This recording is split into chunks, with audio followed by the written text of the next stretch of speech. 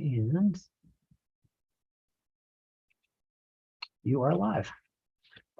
Hello, and welcome to another virtual author event at the Poison Pen Bookstore. I'm John Charles, and the Poison Pen and myself are delighted to have back with us one of our favorite authors, New York Times bestselling Jayne Ann Krentz, who's here today with her literary alter ego, Jayne Castle, to promote her new book, Sweetwater the Witch. Before we begin, I do want to pause for a brief commercial message.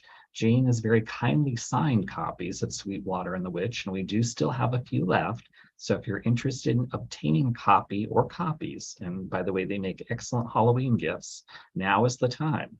Give us a call at the Poison Pen or go online, and we would be happy to send one to you or hold one while supplies last. And again, they are signed personally by Jayne herself. And I would like to welcome Jayne Ann Krentz. Thank you for inviting me. Always exciting to be here. It's always a delight to have you, even virtually, Jayne. Before we begin, I know that you have millions of readers, millions of fans. You're a mega star of incalculable limits. But for those few people out there who don't know you and are not familiar with your work, can you tell us a little bit about yourself before you became a writer? Because you never really planned on writing. No, I didn't see any money in that direction. I was looking for a job. But I did love books, and books had always been I know every writer in the world says the same thing about their libraries and how valuable the libraries were and how valuable books were. And it's all true. It's all true. But I never really felt the urge to write one until after library school. And I was actually working, making the rent. And I started reading more fiction because I was out of college and I had more time to read more fiction, and you know how that goes. And I remembered, I suddenly, it all came back to me how much I loved losing myself in a good story. And we all know that feeling, or we wouldn't be here tonight talking at the Poison Pen. And that, at that point, for some reason, I just wanted to tell the story my way. I've always loved romantic suspense. That's my core. The core story I gravitate to: suspense, romantic suspense, right around that kind of nucleus. But I suddenly just wanted to do it my way. It wasn't like I thought I could do it better than anybody else. I never thought that. But I wanted my characters to speak, and I wanted my ending, and I wanted my background. And, you know, I think that's how you get the writing bug, or you don't. And I got it. What was your initial path to publication like? Because contrary to things today in publishing, it was a bit different back then. There really was only one path, and that was the traditional New York publishing house. It's how old I am. There was no ebooks. There was no self-publishing in those days. And it took 6 years before I finally landed a publisher. That landing a traditional publisher is very hit or miss. You can get lucky the first time out. I know people who did and launched immediately on their careers. I know other people who took 10 years and then launched onto a successful career. I was 6 years, and part of the reason I got lucky and got launched was because at that time the romance genre was just starting to really hit big here in the United States. Always before, to be kind of either a very small part of our market, or not what we would consider romance today, maybe another kind of relationship story. It wasn't like it didn't exist, but it wasn't the modern romance that we know. And the market that was catering to the straight romance reader was actually British. Yes. The British publisher Mills and Boon and Harlequin. So there really wasn't a big audience. There was a big audience, but there wasn't a big market in the US until what, the 90s? Late 80s, early 90s. Yeah. Yeah. I think and that's when Roberts started in the 80s. You probably remember it better than I do, because it's all a blur for me. But you were in the library at the time, and you were so influential in changing the attitude of the American Public Library to women's fiction in general, and romance and romantic suspense in particular, because you became a professional reviewer. And at that point, you were publishing reviews in Book List. And where else did you publish besides Book Did List? Library Journal for a while Library. too. Yeah, but you were influential in your own way too, because you didn't just write romance back in the 80s and the 90s. You also took on the role of kind of a critic and proponent for the genre when you wrote Dangerous Men and Adventurous Women. Did I That get that was, title right?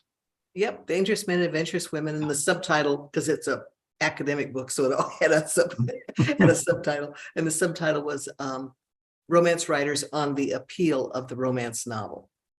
And that was back in the era when it was basically just either ignored or ridiculed. I used to get phone calls and not emails, like phone calls and requests for appearances on TV or on radio or whatever around, guess what, Valentine's Day, and that was it.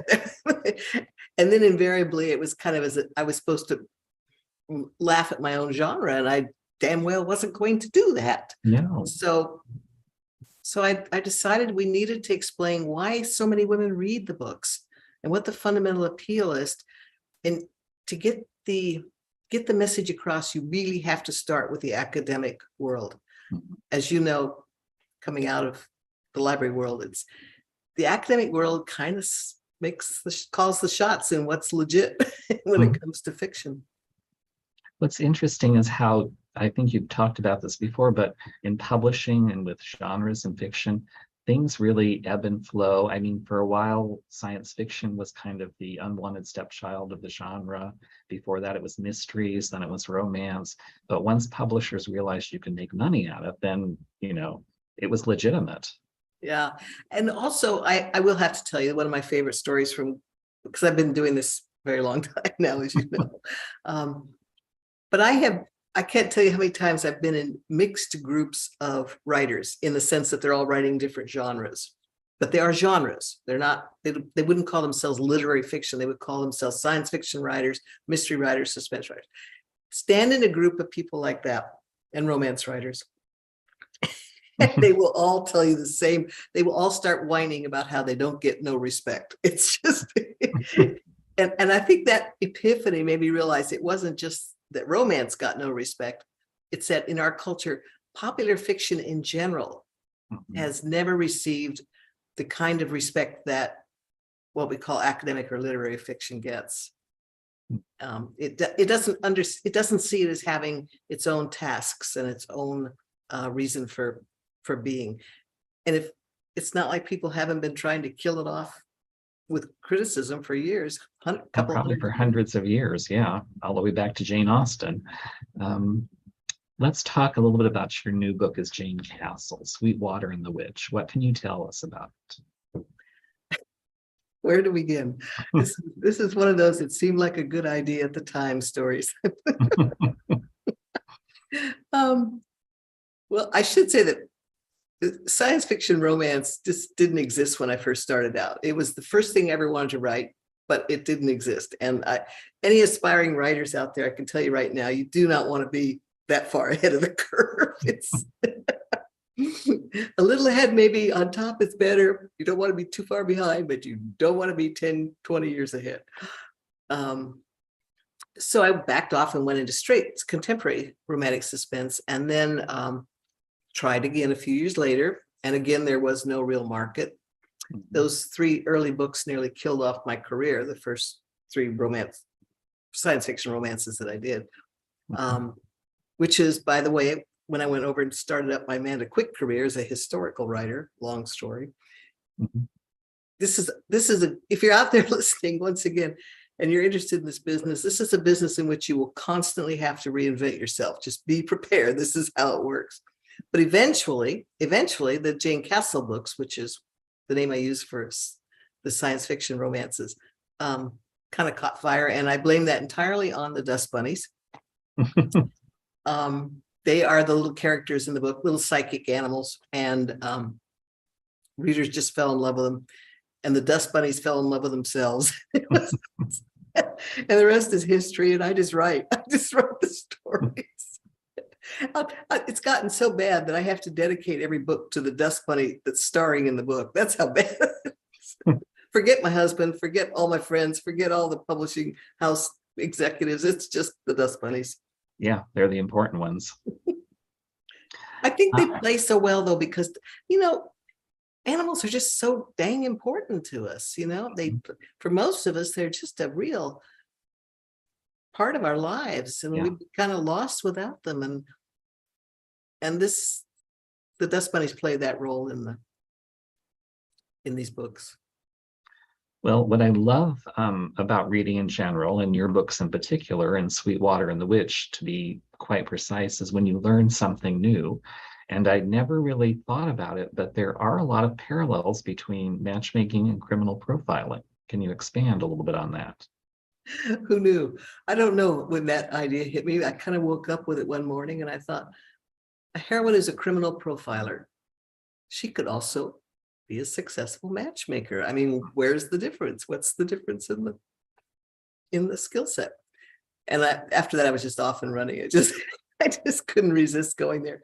So the heroine has given up a career as a criminal profiler to become a matchmaker. She's doing very well. Until, of course, she meets the hero, who is her first professional failure. She cannot find a match for him. He doesn't like anybody she's matched him with. He's impossible, and his name is Sweetwater, which is probably a bad sign, because for those who have read my books in all three eras, the Jayne Castle, the Amanda Quick, and the Jayne Ann Krentz, you know that the Sweetwaters were a long-standing, closely knit family of professional assassins. Only kill bad guys, but now in the future, they've gone into a different line of work, but they still have the old skill sets. And it turns out that's what they need when Ethan Sweetwater and my heroine Ravenna get together, because somebody's stalking Ravenna, and there's all kinds of plot in the background. But what do you care about that? Because there's a dust bunny. It's with a penchant for pens. Who doesn't confiscate the occasional pen? I mean, who among us can say we've never just walked away from the supermarket signing thing with the pen? Those that might be new to your books, can you explain a little bit, or kind of give them an idea of what harmony is, the world you created? Okay, so the setup for the harmony is that late in the 21st century, an energy curtain opens in space near the Earth, which makes interstellar travel possible for the first time. So human beings do what human beings do. Bunches of people pack up their stuff and they head to colonies on these other planets. And one of them is Harmony. And things are going real swell. And then the curtain closes. And at that point, this very advanced technology that was coming in from Earth to keep things rolling, and the new fashions from Earth and back and forth to see families, all that went away because there was no more interstellar travel. At that point, the colonies that I invented are thrown back into what I saw in my mind is kind of like the 18th century. And they rebuilt themselves up to where they are about equal with us in terms of the technology and the age. They're about 200 years after that. So things are going pretty well, but there's still a lot of problems, just as they are today. And as usual, just as they are today, they're all human generated is what I'm trying to say. Man-made. Man-made, human-made problems, yeah. Because that's where the big ones always are. I guess I wanted to specify that because I don't want people thinking this is such a high-tech world that it's going to be a truly alien experience to step into it. It's really Las Vegas with a twist. It's best I can explain it. And yet there's also some historical references that come in, or historical, I'm not sure what the word is I'm looking for, but in the terms of the marriages, because you have marriages of convenience, is it, or convent? Convenience, yeah. There's two types of marriage, which was something that's laid down by the founders back when the colonies were thrown into disarray when they got cut off from Earth, and they had to build a very strong social setup that could assure the continuation of these colonies that were all struggling now. So they mandated two forms of marriage. One was a marriage of convenience, which is just a polite word for living together, but had some rights and privileges.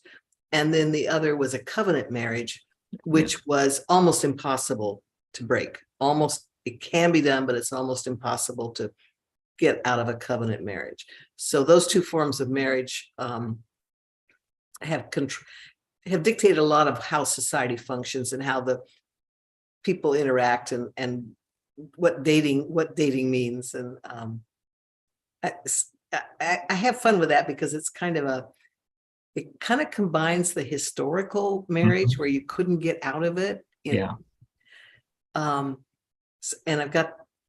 that generates a lot of conflicts that I can work with. So it seems very organic to your books, your world. So it's either a brilliant move on your part or just luck and happenstance. But let's talk a little bit about, you have your three different literary personas, Jayne Castle, Jayne Ann Krentz, and Amanda Quick.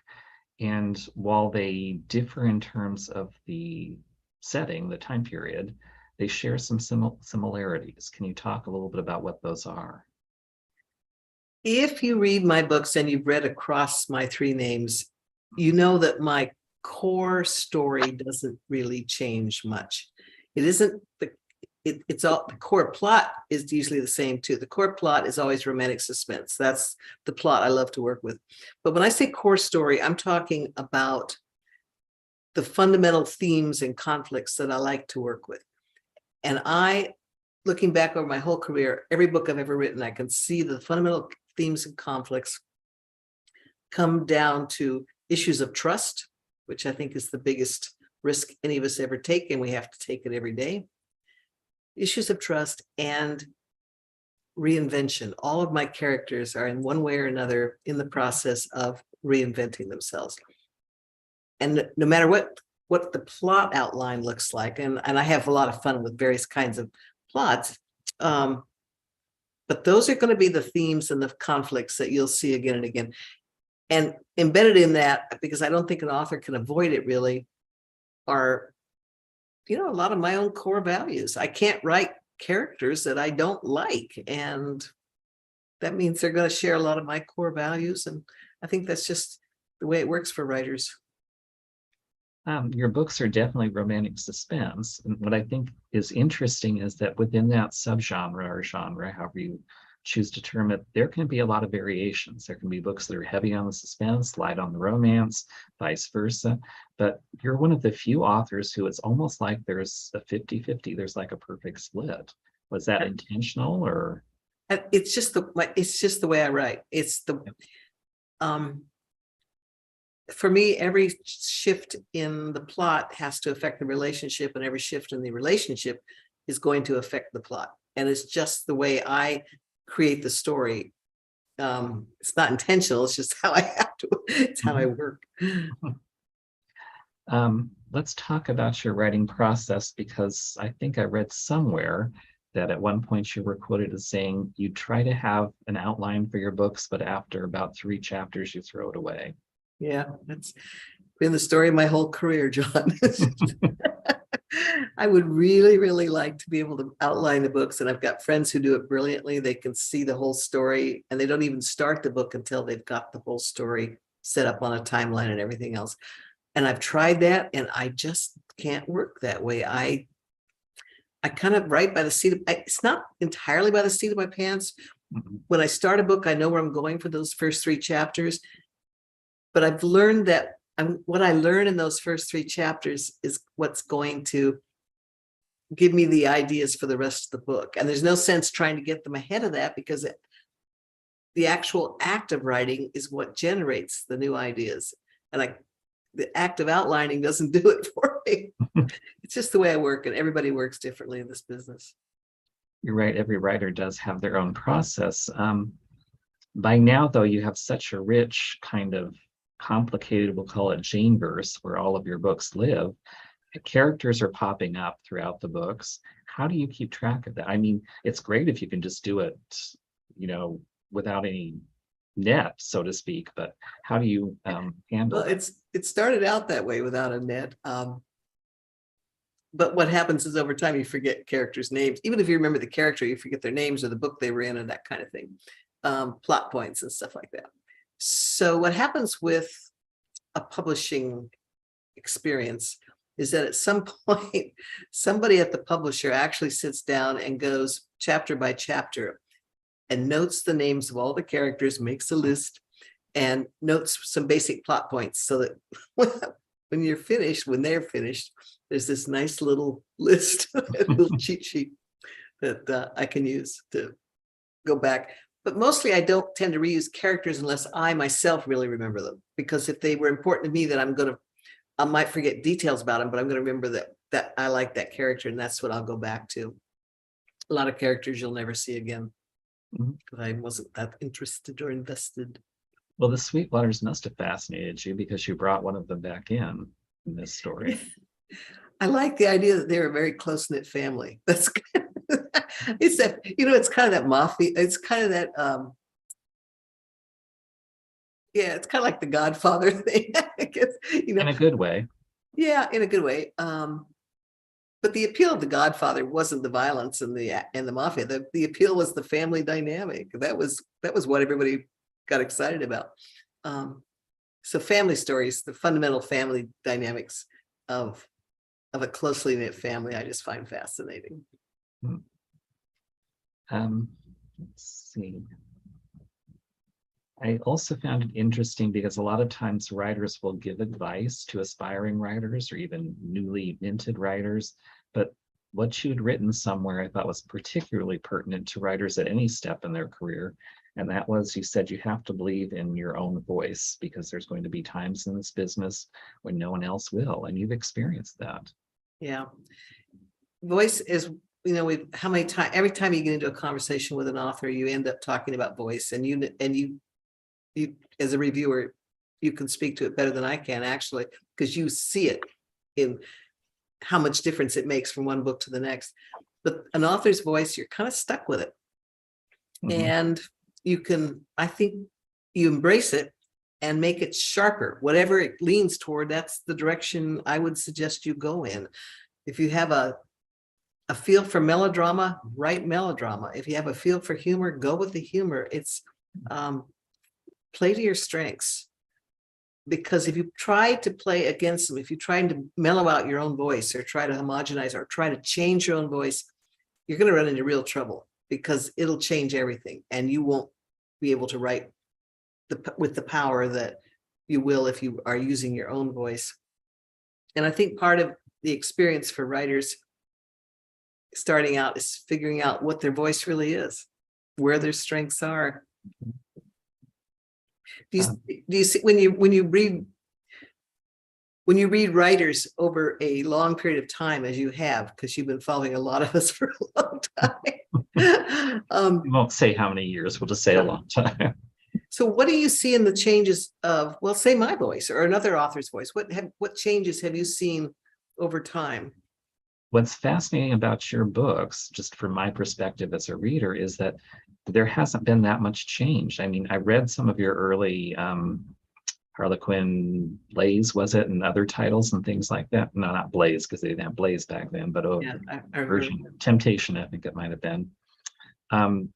Your voice remains remarkably consistent. I mean, the plots may differ. You've branched out into historical and futuristic, but you have that kind of focus on the two protagonists. There's a sense of, I almost want to say, ironic, very dry humor to your writing that people might miss if they're not careful, but it's there. You have a real, in the best possible way, you're an economical kind of writer. There's not a lot of flourishes, and I mean, there's some writers just will write pages of description. You get to the point and you move things along. So I think you're a very action driven, very purposeful kind of writer, but your voice has stayed consistent. I think that's true with every author who has a long career in the business, because readers come to authors looking for something and they connect with them. And if you change that dynamic, then you risk losing some of your readers. Yes, I agree. And as I said, if you're trying to change your own strengths, you're going to run into trouble just as a writer. It's not a good plan. I don't think it's going to make you crazy, make you upset. So I think you are right, though, that authors have to be willing to not necessarily reinvent themselves, but be willing to repurpose their voice or repackage it to fit what may be in demand. Because, I mean, you may love writing, let's just say, historical romances set in Tokyo in the 14th century, but there's a limited market for that. So if you want to write to get readers and to be published, you have to maybe take that skill set and twist it or tweak it and do something different. And that you've done that over your career. You've gone from contemporaries. it's the value, that's where it comes in very handy to know your core story and realize that it does not depend on the setting. Plots may depend on the setting, but the core story, it comes back to emotional themes and conflicts. Those are universal. They can go into any genre or any end of it, any genre. So for a writer, it can free you up. Like when the bottom falls out of the vampire market, for example, or nobody's buying suspense, or something that's set in the West, or the market itself is very quirky and it likes change, it likes variety and stuff like that. But for a writer, knowing your core story, knowing you can take it into any quirk, any change is very freeing and takes away some of the stress.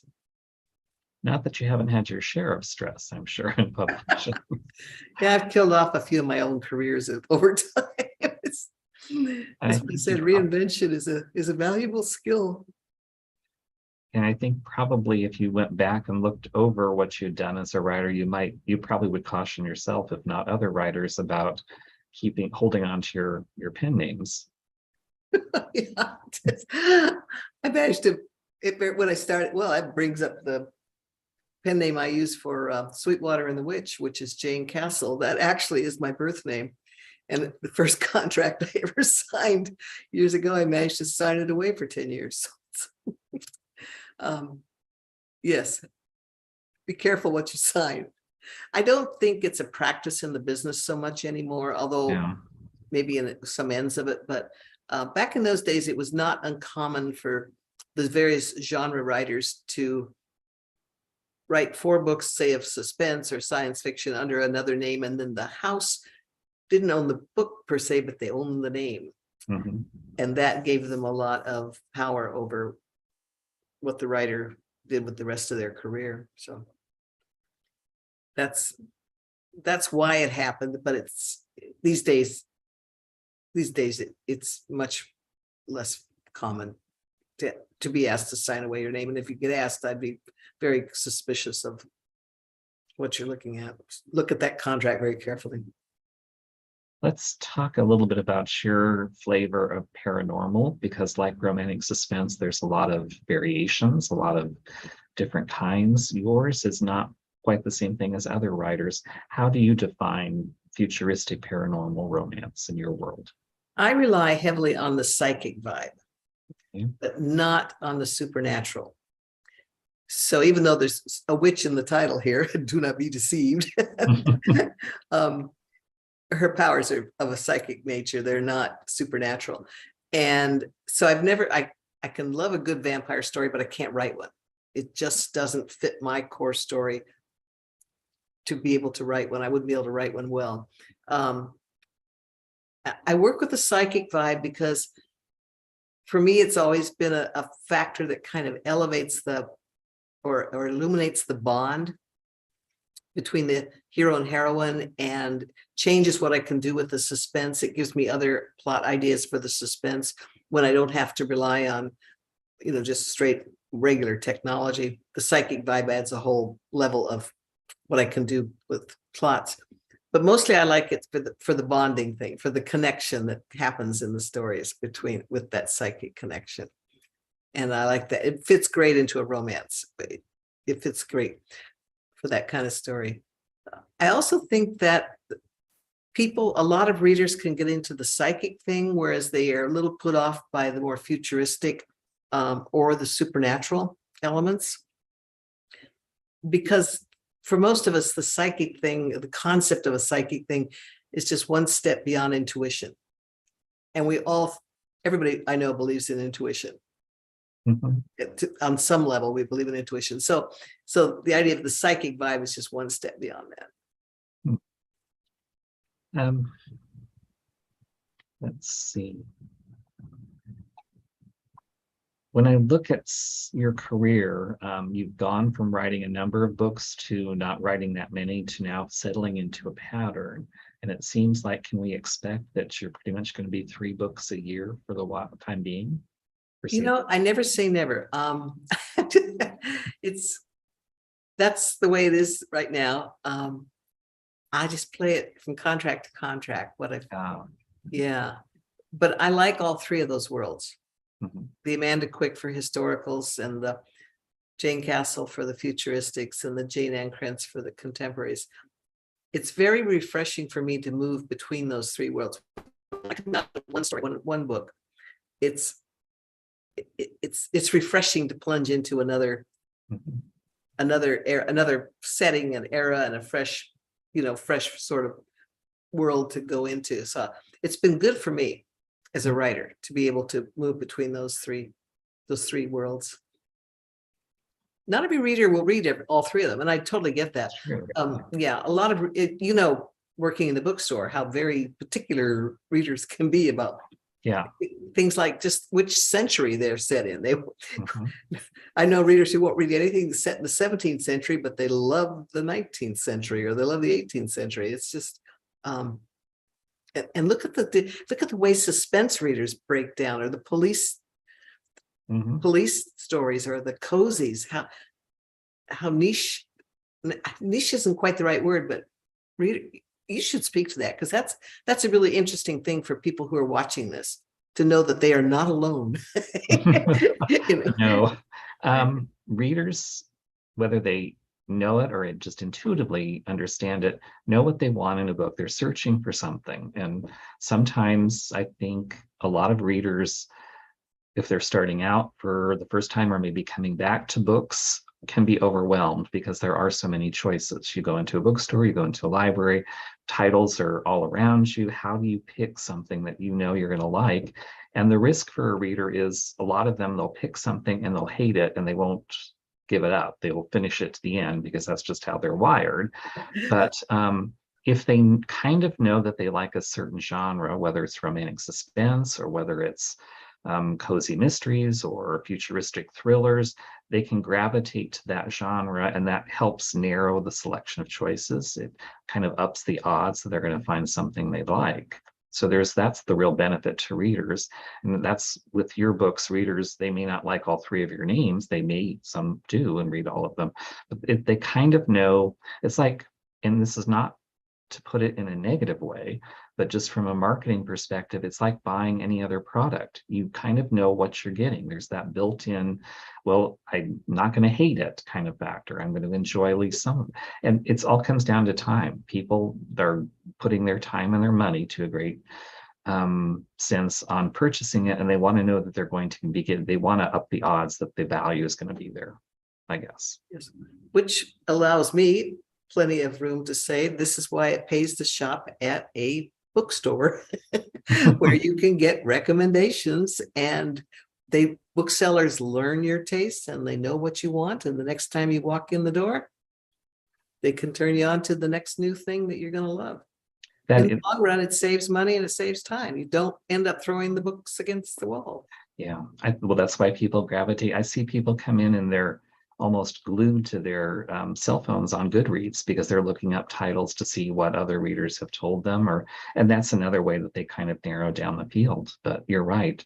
Whether it's a bookseller, a librarian, a friend, I have friends who read widely, and I almost know one of them, if she loves the book, I'm going to hate it. So that pretty much, she'll tell me about it and think, okay, I can cross that one off my reading list. Don't have to worry about that. But you yourself are a reader, and that's what I appreciate about you. I just discovered this, and it's to my fault, not yours, but maybe it's something new, but on your website, you have a section called Jayne Reads or something to that effect. Yeah, I'm kind of experimenting with it. It's hashtag Jayne reads. I remember the hashtag part. We're talking like two and 3 sentence reviews. I'm not trying to do it in review, but it's just what I read and enjoyed this past week. Oh, And the next one going up, I can tell you, is going to be oh, Killers of a Certain Age by Deanna Raybourn, mhm. which is this is just different.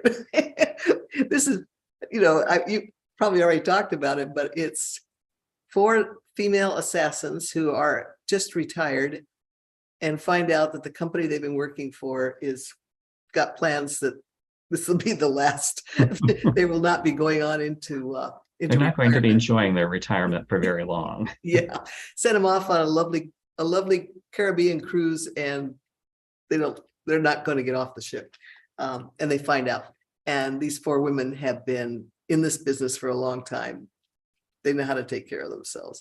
And it's just, it's gritty, it's funny, it's warm, it's very fast paced, it's very exciting. And I'm just having a ball with it. It's truly a remarkable book. And for readers who know Deanna Raybourn and think, well, she writes historicals, what's this whole kind of contemporary suspense thing? It goes back to voice. You may read her Veronica Speedwell books and her other books before that.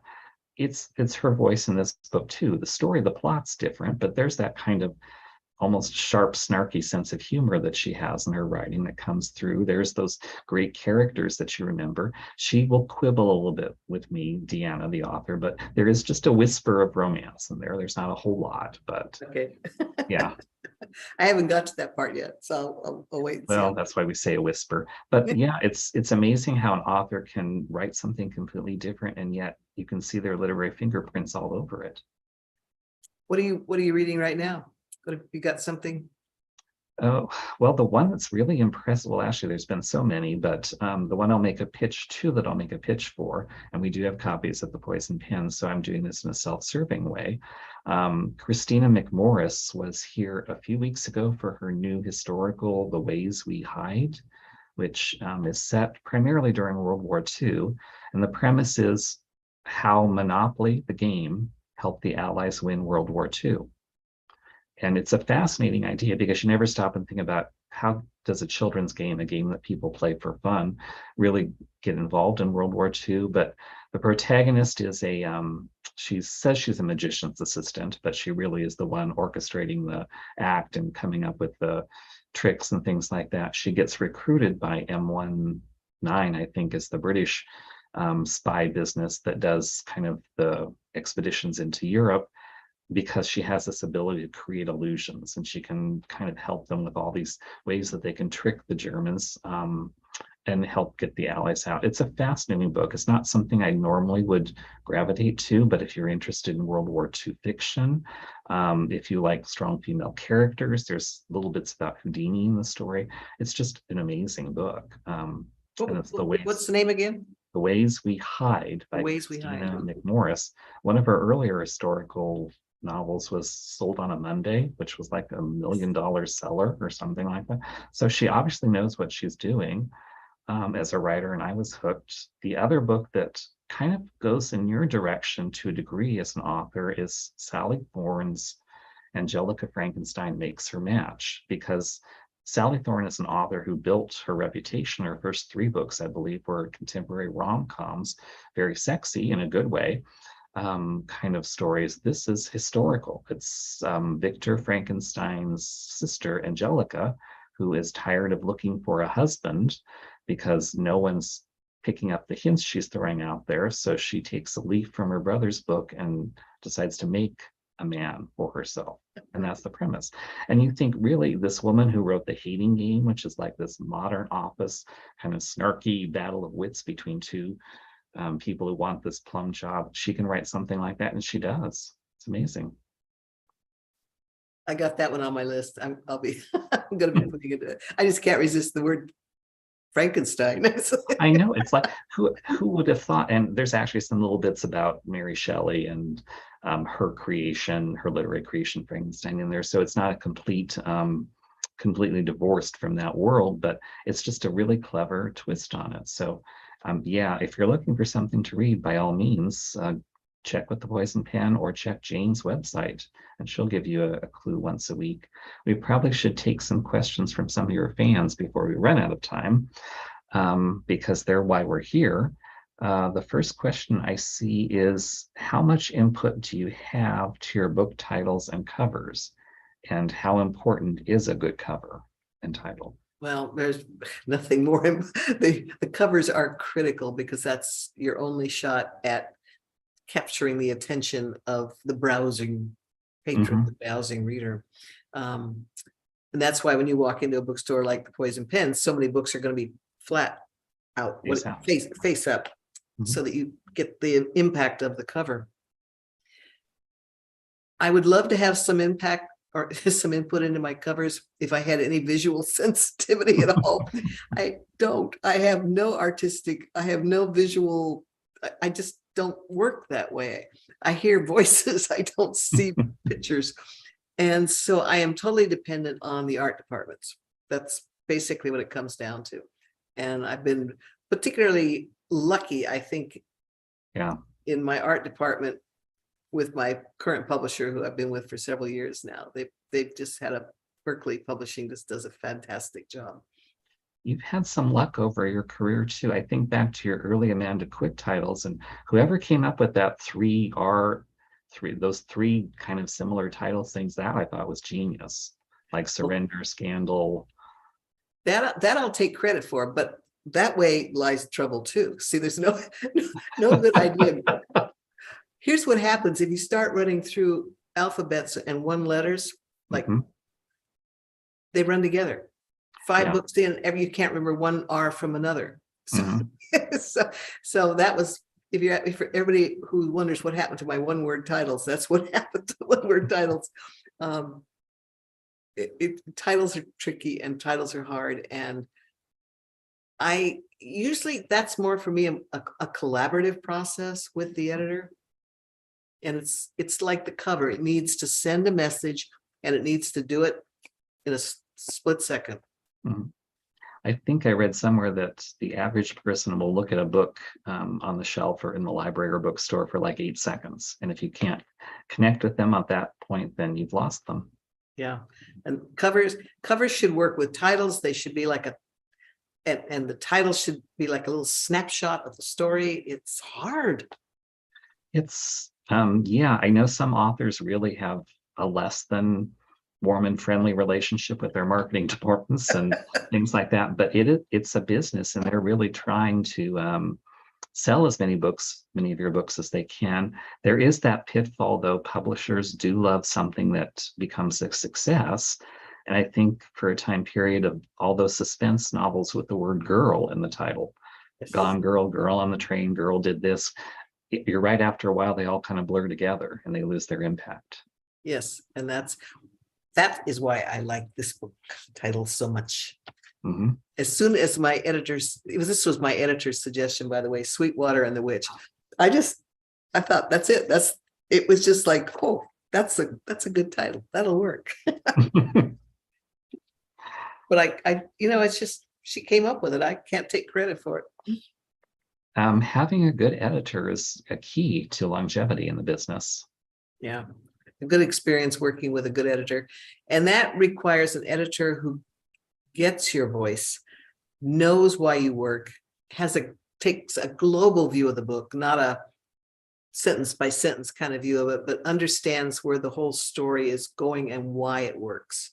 And they don't try to interfere with your voice. They try to emphasize it. A good Enhance editor, it, amplify it. Yeah. Because they know, a good editor knows that's what sells the books.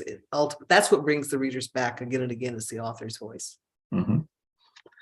There's another question. Someone wanted to know what your relationship with the editing process was. Do you do a lot of editing after you turn in a manuscript? Is it more of just one and done? Well, I self-edit a lot along the way. So by the time a book goes in, it looks finished to me. It feels finished is probably a better way to look at it. And it is finished to the extent that I'm going to be able to finish it. And so edits after that are usually more about amplifying some section that I glossed over because I already knew what was going on. Those tend to be the kind of edits I get, or I really like this character. Can we see more of her? That kind of an edit. But the way I write is that I don't turn a book in until I'm satisfied with it. So the self-edit, I do a lot of self-editing before it goes in. That goes back to your process. There are some writers who polish as they go, and other writers who just throw something out and then go back and want to rework it. Yeah, I throw something out for the first draft because I'm looking for the ending. I spend the first draft looking for the ending. And then once I've got it, everything falls into place in my mind. And then I go back and put it together the way it's supposed to be. So I end up doing maybe three complete drafts, and then lots of, I don't even know how to describe it, back and forthing as I go along. But it's all about trying to find the story in the story. And if I understand correctly, you pretty much write solely on a computer. You've never done longhand or on page or anything. Well, in the old days, I was on a typewriter. Yes, IBM Selectrics. Yep, I love that IBM. You and I have talked many times about the wonders of the IBM Selectric, and to this day, I don't know why the computer industry cannot duplicate that keyboard. That keyboard was phenomenal. But when I switched over to computers, I never looked back, because now I would have a very hard time going back to well, I never really did longhand, so I can't say, because I think longhand can't keep up with my thoughts. I think that's the problem. But the computer keeps up with my thoughts, and so that looks good, and I don't like it, so I'll go back and I don't mind just rewriting the whole paragraph, with a computer. Whereas longhand or on a typewriter, that was a big commitment of time. Yeah, especially before correcting fluid and things like that. Yeah. Somebody else would like to know, if you couldn't write romance, is there another genre you would gravitate towards? Well, it would be some form of relationship like that, and it would be some form of suspense. I mean, that leaves open a lot of territory. I mean, there's a lot of genres where I think the romance story, the core romance story, and the core suspense story, basically the murder story, are just fundamental core stories for popular fiction, no matter where they are in the spectrum. It's the relationships that people want to read. Yes, they want the fancy world building, and they want the exciting vibes, and they want they want other kinds of interest going on, but they don't come back to a reader again and again unless they like the relationships that writer, they don't come back to that writer again and again unless those relationships appeal. Because you read, whether you know it or not, you read for the relationship. You read for any kind of relationship. I mean, I'm not talking about romance particularly, just human relationships are what drive our interest in any story. Another reader wonders if there's a particular classic book you've never read and you regret not reading. Oh, where to start? And then ask me, am I going to go read it? No. I don't think I'm going to even start down that trail. It's too long a list. I don't have time to waste on reading what I don't want to read. I guess it's the most difficult thing I had to learn, because I will admit I was with those readers for like the first 30 years maybe of my life. It's like I started that book, and by God, I'm going to finish it, whether I hate every word of it, and it takes me 3 or 4 weeks, because that's just what I did. But eventually I went to some library workshop or something like that, and some guru there just said, "Why are you doing that?" And I realized she was right. I mean, you can always go back to a book if you don't think you might enjoy it a later time, but yeah, there's so many books. Life is short. Yeah. And I do tend to, I prefer my fiction in the modern voice, I guess you would say. So I'm not inclined to really go back to the stuff that was written 200 years ago. Yeah, it's not that I'm not interested in the story or wouldn't be interested in the story, but the voice is old fashioned to my ears, and I'm prefer the contemporary voice, I guess you would say. Another viewer wondered how your writing for Harlequin early in your career may have helped you later on as a writer.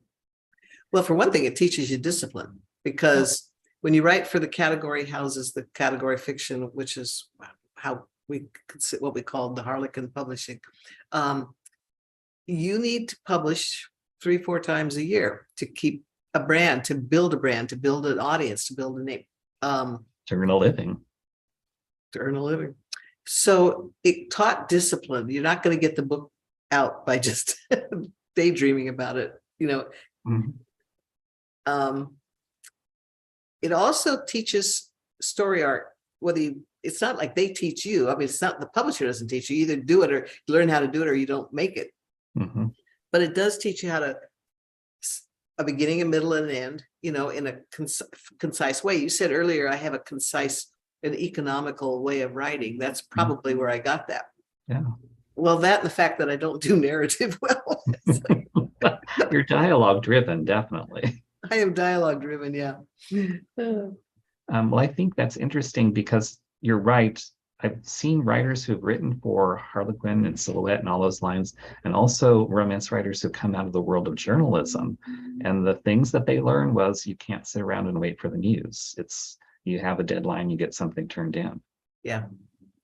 Yeah. And so I can't, it's just become a part of the way I work. Another viewer wanted to know if you have a set schedule for publication. I know that recently there seems to be 3 books a year. You may have touched upon this and I may have blanked out about it, but perhaps you can readdress that. Yeah, no, the publisher sets the schedule, and they tend to, no matter who they're publishing, if that person is writing 1 or books a year, they will probably get a similar slot every year. If they're writing 2 books a year, they'll go into those slots, maybe fall and winter, maybe spring and fall, you know, I mean, Mhm. because bookstores and readers kind of learn to expect the books from that author. Oh, it's fall, that'll be the Mhm. the so-and-so suspense novel. They know, you know, they kind of remember that. And so it's, you do tend to end up with a schedule, and that's logistical as well as marketing. I guess it's a combination of logistics and marketing. Yeah, I mean, even decades ago, it used to be a Christie for Christmas was their classic tagline when their publisher would bring out a book for the holidays. I think it's interesting, this question also, in some ways, there's been a lot of Sturm und Drang, I guess, if I want to use the phrasing correctly, in the publishing world over the last 2 years during the pandemic.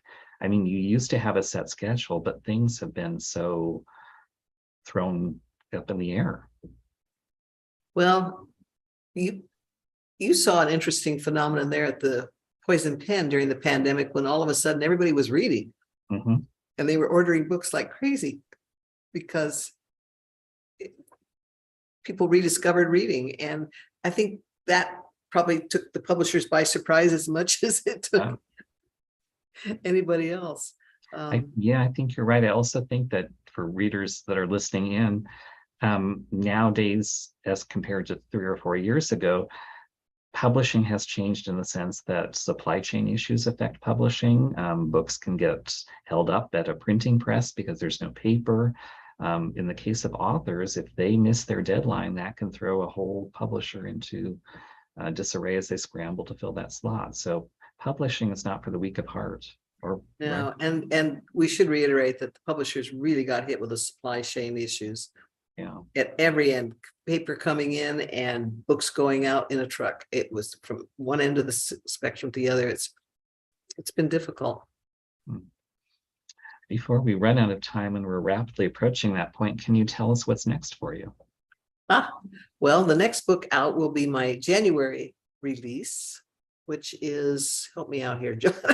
Sleep No More, is it? Sleep No More? Am I getting Sleep No More. Thank you. You know, when I'm lost in it, when I'm in a book, I'm only in that book and I forget what came before and what comes after. But Sleep No More will be the first book in a new trilogy.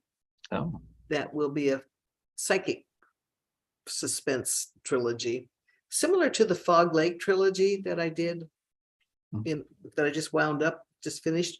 And this will be another trilogy that set in contemporary,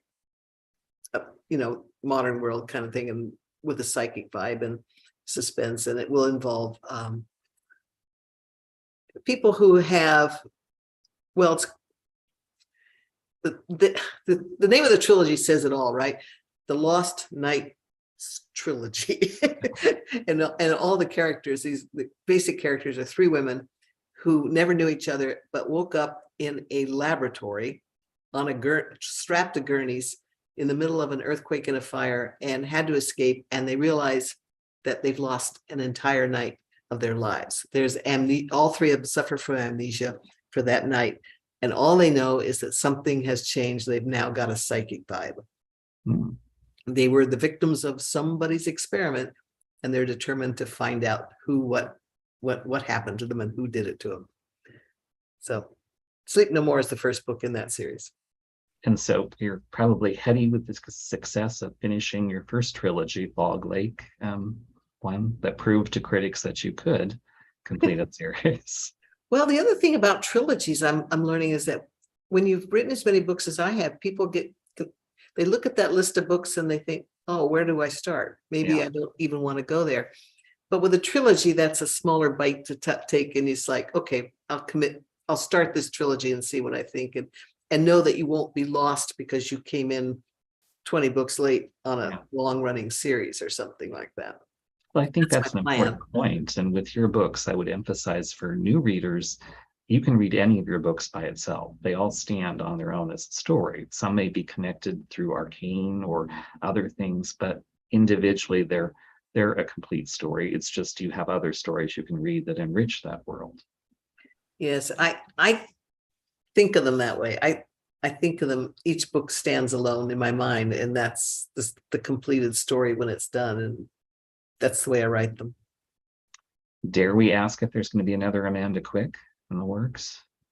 Yes, in May, there's another one coming out. It's called The Bride Wore White. Oh. But this is not a happy bride. This is I almost think there's is it Woolrich, Cornell Woolrich, or somebody, The Bride Wore Black or something like that. Yeah, I thought about naming it that because it would have fit. But the decision was it works. Yeah, it works either way. So The Bride Wore White, and that's 1930s Hollywood glam kind of a mystery novel, and that's my 1930s setting that I'm having a lot of fun with. They're terrific books. If readers want to learn more about you and your books, I'm assuming you have a website, you're on social media. Yeah, the website is just JayneAnnKrentz.com, and Facebook is Facebook Jayne Ann Krentz. And there's a small, tiny presence on TikTok, but don't get too excited. I haven't really done much on TikTok yet. I think Christina Dodd pretty much owns TikTok. Yeah. Foreseeable future. I don't want to compete with a friend. Also, I'm no good at it. Well, I can't believe how quickly our time has flown by. I want to thank Jayne Ann Krentz for stopping by virtually at the Poison Pen Bookstore. I do want to, again, because we are a commercial entity, remind people out there that we do have a limited number of copies of signed Sweetwater the Witch available. So feel free to give us a call at the Poison Pen or go online. While supplies last, we'll be happy to connect you with this truly fabulous fall book. Thank you, Jayne, for joining us. Oh, my pleasure. Thanks so much for inviting me. Great to see you. It was great to see you, and thank all of those for tuning into another virtual author event at the Poison Pen Bookstore.